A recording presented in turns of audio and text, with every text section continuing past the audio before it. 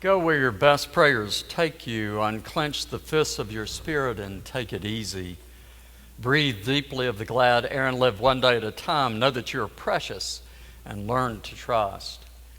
Amen.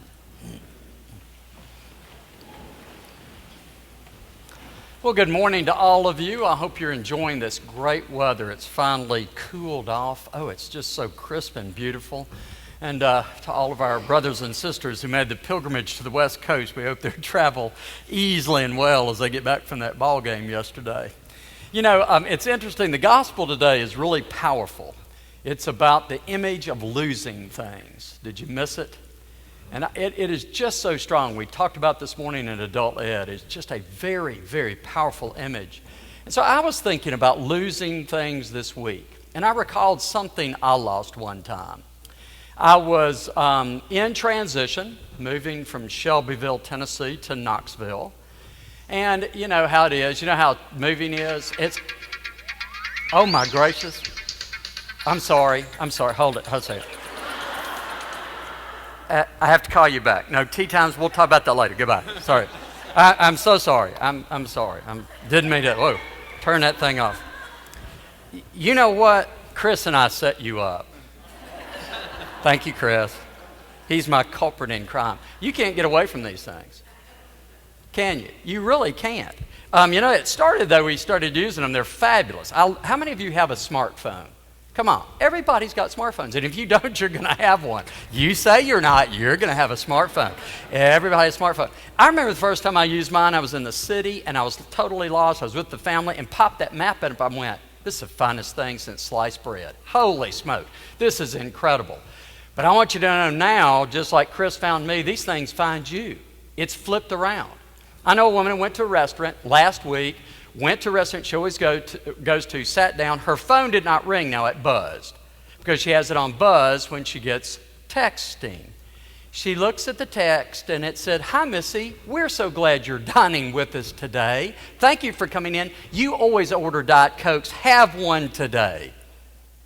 Do you see what it did? They combed her data, matched her up with the GPS, knew that she was in the vicinity, and were going to sell her a Coke. So here's what I've got. I was thinking, you're driving down the road. You know, you're going along. Margaret, Bill, Tom, hey, this is St. John's Cathedral. We know you're having a terrible day. You've got so much on your mind, so much on your shoulders. Why don't you swing by? We're about to start noon service. We know you're 2 blocks away. Tom Rasnick has something for you. All right, so own it, right? We think the church is always selling us something. And I'm here to tell you this morning, yeah, it's selling you something. It's selling you one another. I'm going to go back to being lost. We're selling us each other. That's what the church is about. You know, we're trying to sell us to find the people around us who are lost. And I promise you this morning, you know this. We all get lost sometimes. It is really part of it. That's what Jesus knew. He talked about it 2,000 years ago. And you know, with all our technology, we kind of assume that's not going to be. We're past that, aren't we? Well, if you think you're past it, if you think we're past it, what I'd say is listen to the radio, turn on the television, pick up the paper. Do you think people don't get lost every day of the week? People just like you and me? I don't know how I got past this story. You know, the singer Judy Collins, some of you, like me, grew up with her. She was kind of an icon when I was a young man. I never knew her story until recently. I didn't really know much about her. Now, I was reading, she was talking about back in the 1970s, about the time I was in college. She was at the top of every chart. Every playlist had Judy Collins. She was played on every radio station in the United States. And she was doing great, kind of. I mean, she had more gigs, more stuff, more things happening. And then she started having voice trouble. Her voice just wasn't right. And she went to see a doctor, surgeon, and he said to her, "You realize you may have lost it. Your voice may be gone. You have an injury to your vocal cords." Well, better than me say it, listen to what she says. "My career was carrying on in spite of me. in spite of me. I was working from discipline and training. The truth of it is I'd been drinking at all hours of the day for 4 straight years. Every day. My blackouts were severe. I'd pass out, come to, get myself together, get ready, do a show, and then the next day I would be too hoarse to sing. And there was no doubt about it. It was my drinking, not my work, that was destroying my vocal cords. She left that doctor's office and realized she was in a really deep place. So she called a friend in New York City that she knew had the same problem. He said, I tell you, I want you to go see a doctor friend of mine, an internist. So she went, thinking she didn't know what to imagine. She goes in, makes an appointment, goes and sees this internist, sits down. He walks in. He said, hi, Judy, I'm glad you came to see me today. You're an alcoholic, and there's something we can do about it. She said no one had ever just hit her straight on. He played no games. He said, I want you to go to a farm in rural Pennsylvania. I want you to go right now. I want you to call somebody, not leave my office, pack and go. And amazingly, she did. So one of the most famous people in the world just dropped out of sight for about 6 or 8 weeks. So the first morning after she got out of detox in this rural community, out in the middle of nowhere. So the first thing is wake her up at 5:30. She said she didn't know there was 5:30. She had been up at 5:30 for 10 or 15 years. So I haven't seen 5:30 in years, mostly because she was drunk, truthfully. She couldn't get up. Got her up at 5:30, did meditation at 6, did a group, had breakfast, then did another group, then had lunch, and then they said, oh, by the way, you have to have a job. Everybody works here. Guess what? You're going to be a waitress. So she went over to the dining room for dinner, and the nurse looked at her and said, you know, you're really worried, but don't worry. Nobody's going to gawk at you. You know, Judy, I hate to tell you, but you know, you're nobody special here. You're just like everybody else. Everybody's trying to get sober. Well, she did that job, and she said it was tough, really hard. It felt beneath her. But she held in. She did her groups, stayed with it. 1 week turned into second week turned into third week. Starting to catch a little bit, feeling better physically, no doubt about it. On the third week, they told her, you know, by the way, now we think you've done well on that job. We've got another job for you. And they got her to drive the garbage truck. So one of the most famous people in the United States drove a garbage truck for the next 5 or 6 weeks. And she said she was matched up with a guy from the middle of the inner city, way different than she was, but they got to know each other. She drove, he picked up the trash. And they would drive through the forests and the fields, and they would talk about themselves. Not about what she had done and seen and the people she met, but this talk. You know what I'm saying? The stuff inside. He did the same. That turned another little key for her. It was about that time that her counselor called her in and said, I have a suggestion for you. Been watching you, listen to what you're sharing. I'm just going to make this suggestion for what it's worth. I think you need to learn to pray. And he said, I would suggest you get down on your knees like the rest of us do every morning. And she said she had noticed. Her roommate would get down beside their bed, they had beds beside, and she would get on her knees and pray. And she said that was just way too much for her.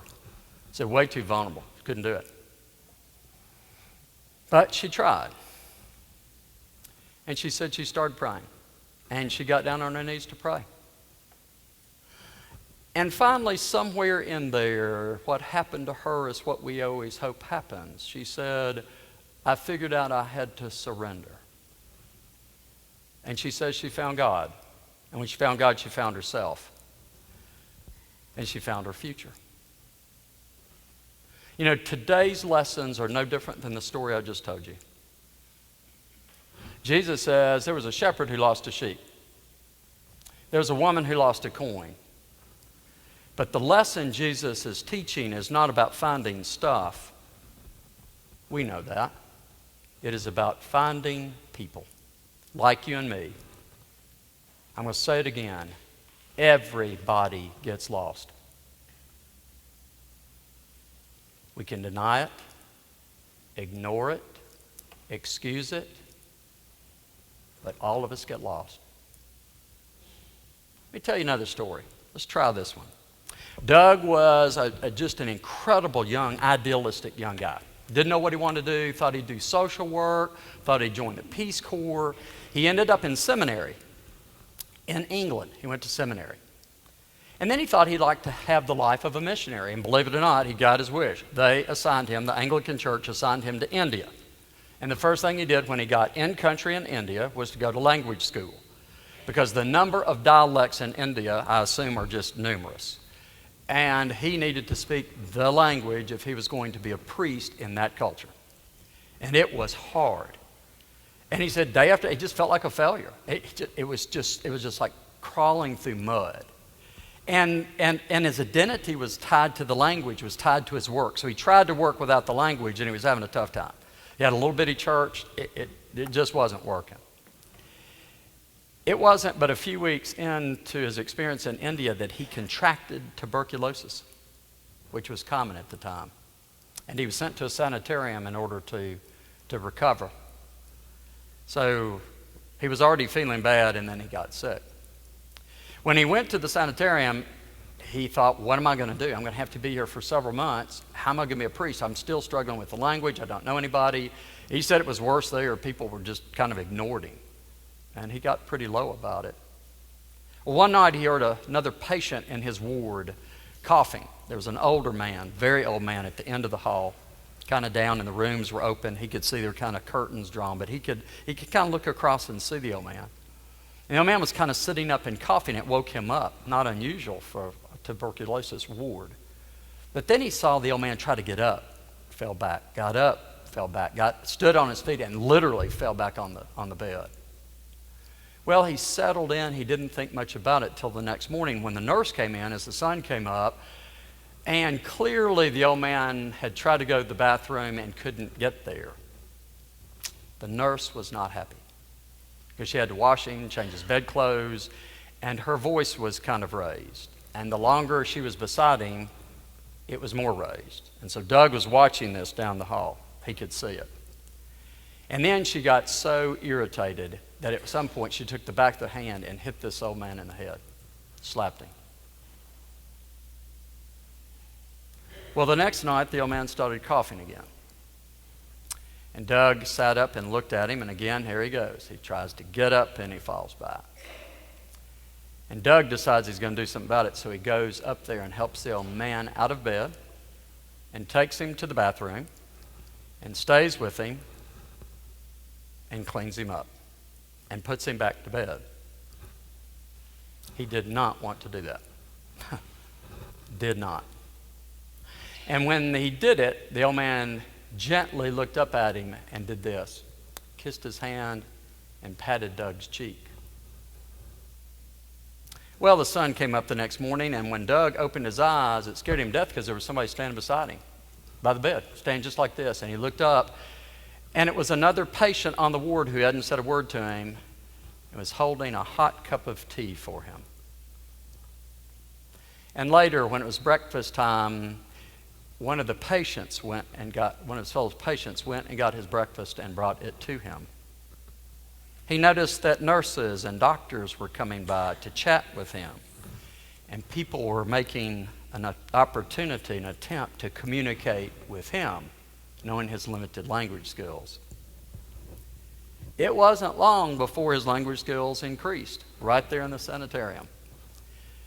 And one day, one of the people came over and pointed beside and said, "What's that?" And it was his Bible. And so he began to talk to this person who is not a Christian about who he was and what he did.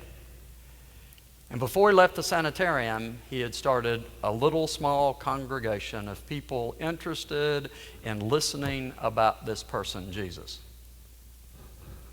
Doug would say that is how he found himself and actually became a real Anglican priest in India. You know that deep inside of us, all of us, there is something about this business of being lost. I don't need to tell you that. Tom and Chris and I were talking about this week. We're kind of laughing about you can lose anything and drive you crazy till you find it. This morning in Bible study, and the folks were talking about how you almost become obsessive. You just can't. And what happens when you find it? What happens? It's just incredible, isn't it? It's like the weight of the world is lifted off your shoulders, even if it's a piece of paper or something, by the way, that I had lost, which was my wedding ring. And it was gone for 2 years. Believe me, I don't take it off very often these days. Do you see there's something compelling about losing? There is something equally compelling about finding.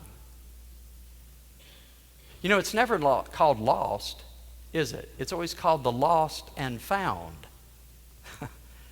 You see, that's what our message is today. Lost and found. That's our business, Jesus says. Because God's business is in the lost and found business. And if we're in God's business, then we're in the lost and found business. Choose it, don't choose it, ignore it, whatever. But that's what we do. That's what we do. There's a church like St. John's that decided to partner with the community nearby. And we've thought about that. Tommy Seiler's doing an effort right now. You're going to hear more about it. About us actually as a community taking on a group near us and just staying with them. And they did this for this community, and it was a rather impoverished area near the church, and most of the kids were latchkey kids. So they knew the one thing they could do would be aftercare. So that's what they did. Much like we see at St. Anne's in New York City. They had the kids would come, they'd have a snack, they would play, they'd help them with homework, and they would keep them because most of these kids could not go home. There was nobody there. Well, it started, they were all excited, and it didn't take but a very short time to realize these kids had serious things going on. And these folks are like you and me, not professionals.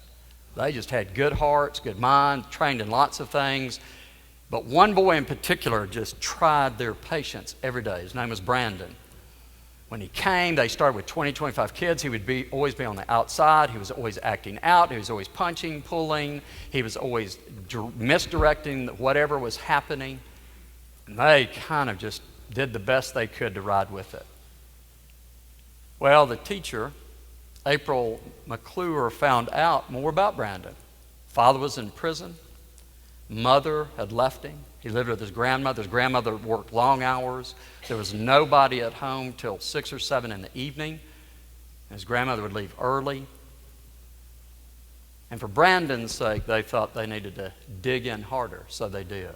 And they just stayed with it and tried to manage the best they could, knowing Brandon wasn't going to change easily, and he did not. Months into the program, they began to see just a glimmer of hope. Instead of outside the circle, he would be at least in the circle. Instead of acting out, he would be quiet. Instead of being out of the line, he would be in the line. And they started noticing just small things that indicated maybe one of the hardest impacted children could make it. And they kept plowing along, this group of lay people. And then it really happened one day.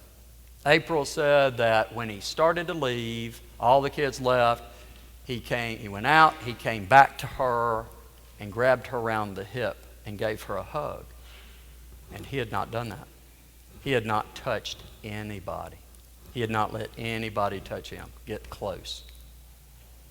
Then it wasn't long after that she saw him on the street. She was at church doing something. He lives in the neighborhood nearby. He bothered to walk toward her to come and talk and tell her about his day. And then she knew that what they were doing was absolutely on the right track. When one afternoon they were talking about safe places. Where are you safe? And the kids were saying, with my aunt, with my uncle, here or there. And Brandon spoke up for the first time in the group and said, I'm safe. The one place I know I'm safe is here at church. You know, when I heard that story, it reminded me of Jesus' words. I hope it reminds you of these words. Jesus was inviting everybody that could hear him to a banquet, a real banquet. And he said, don't invite just your friends or brothers or sisters or relatives. You know, the people in your neighborhood, don't just invite them. Invite the poor, the crippled, the lame, the blind. He said, I promise you, do that, you will be blessed. You catch what he's doing. He's saying invite the lost, but don't miss it. He was including them all as one group of people. We are all at some point in life lost. There's not one of us that escapes this experience. We all know it deep inside. We know what that feels like. What we hope for is to be found. You see, every one of us is invited to the banquet, as you will be shortly. Our symbolic part of being this, which is church, is not this building. It's not even the sacrament, it's us. But we come to eat at this banquet, symbolically to be together. You know, I laugh and think about when I was a child growing up at the Episcopal Church, we were known as God's frozen chosen. And I remember when we first started saying the peace, and how many people did not like it, didn't like it. And I have thought since then, I really have thought since then, it might just be the most important thing that we do.